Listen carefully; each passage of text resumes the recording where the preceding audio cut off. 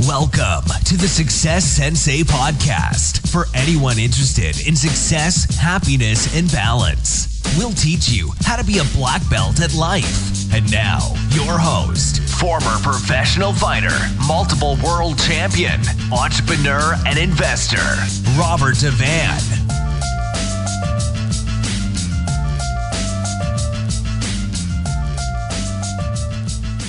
Bowing in. This is Roundhouse Rob, the Success Sensei, helping you to win at life one kick and punch at a time. And this is the Friday Blitz. The Success Sensei Friday Blitz coming at ya. What are your options when you're cornered? Well, you don't really have many options when you're cornered.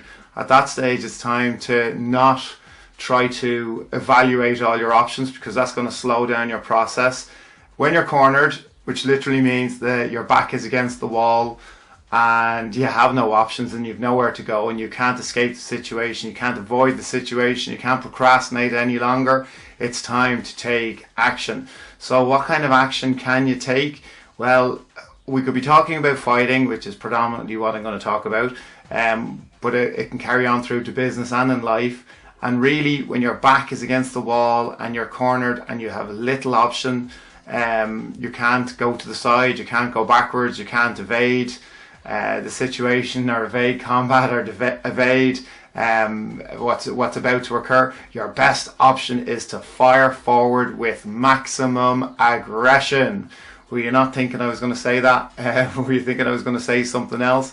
But really, when there's no other option, sure, what else can you do?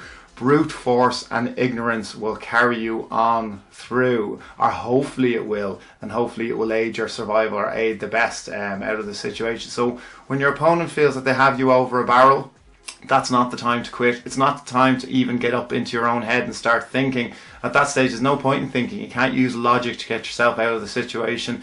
You can't use reasoning. You have no choice but to go with maximum aggression. And what? Oh, I really should turn off that watch. That's the second podcast that has happened in. It'll go off in a second. So yeah, maximum aggression, fire forward. So the great thing about aggression is you shouldn't rely on it.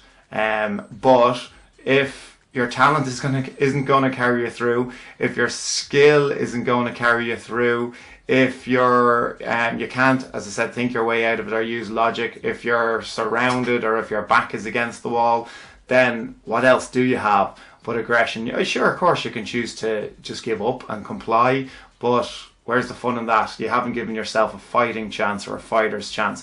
So maximum aggression. Let me tell you a story about aggression, and it's not a terribly dangerous story. It's not a terribly sad story, but it's very interesting. It's one that I probably learned the most about, and I've been unfortunately in many confrontational situations. Well, obviously competitively, but from years of working on the doors, from years in the security industry, I've been in many physical altercations.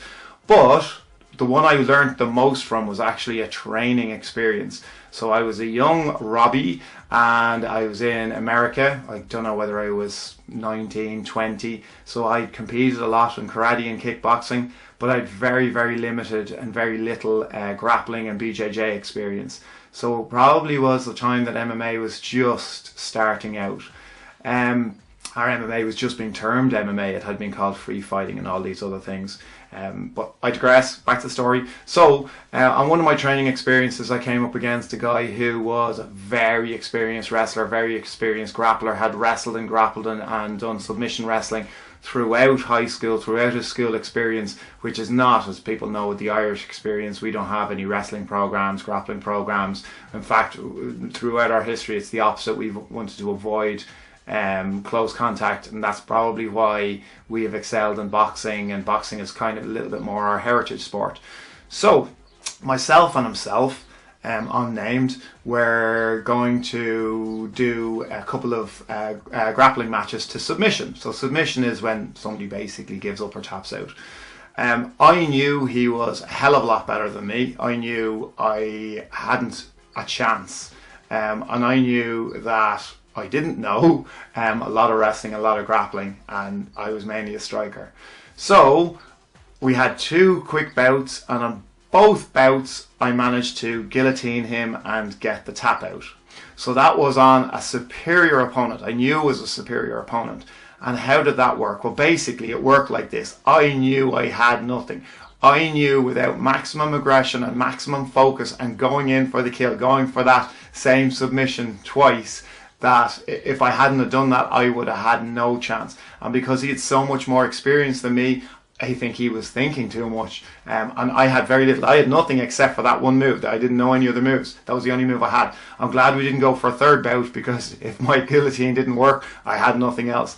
And that's probably the moment in my life, above all else, that I realised that brute force, ignorance and aggression, when you have no plans, when you have no other options, will carry you on through and can get you to the other side, or get you to the victory, or get you to survival.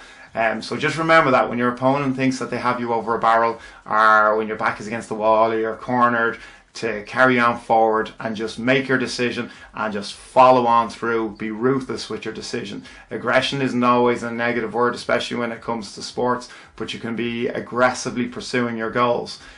So keep that in mind. Hopefully it's given you something to think about. I'm Roundhouse Rob, the Success Sensei. Life is a fight you can enjoy and win. Bowing out. This has been the Success Sensei, fighting the winning fight. So add us, subscribe, like, and comment. Keep those hands up and keep moving forward.